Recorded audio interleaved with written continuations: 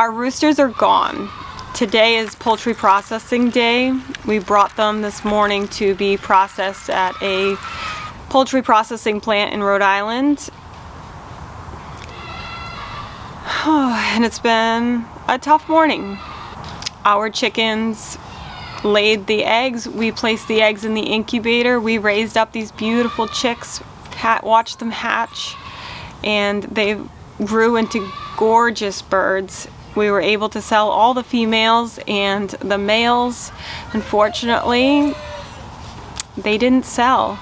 And we decided that since we weren't able to keep all of these roosters here on the farm long term due to quarreling and costs, so we decided that we would process them and we'd have homegrown food to feed our family. Our plan when we scheduled this processing date was to process 17 roosters. Unfortunately, this morning we processed 14. The reason 3 roosters did not make it to the processing plant is because we had a predator break into our chicken run. We have a video with all the details about the predator attack. Essentially, a predator got in through the netting. We found ripped netting and our fencing was bent. And we had one decapitated rooster, another rooster that was really bloody, and a third rooster that was injured.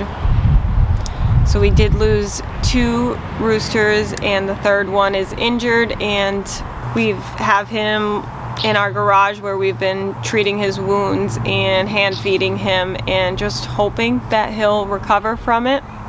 Our best guess is an owl, just based off of what we saw on our motion censored camera that we set up at night, and the fact that the attack happened in the evening.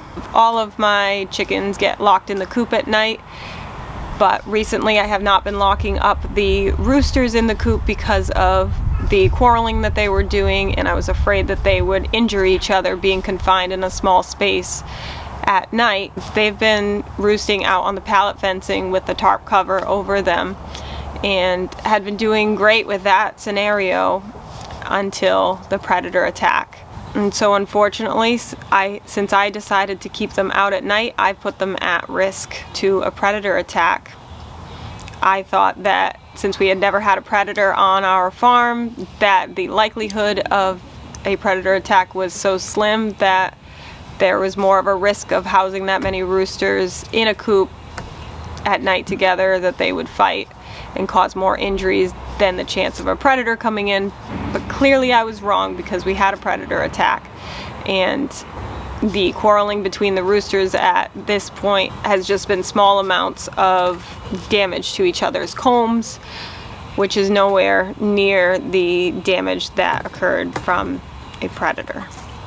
So it's been a tough week, knowing that this date was coming up and having the predator attack, and just trying to save our injured rooster. It's definitely a lot quieter on the farm without our roosters. We still have Clifford and T-Bone, thankfully. They certainly don't crow as much as having your 17 roosters all crowing together. We are hoping our injured rooster will pull through, and we are going to miss all of our roosters, but at the same time, we knew we couldn't keep them, and now we're going to have food that we raised ourselves, that we know how they were treated, how they were raised, what they ate, and now we're going to feed our family with that food. But it's still hard. But I gotta say, most of the time, farming is a complete and total joy. There's the highs and the lows, but it's so worth it. So if you haven't started your farm yet, what are you waiting for? Get your farm on. 1,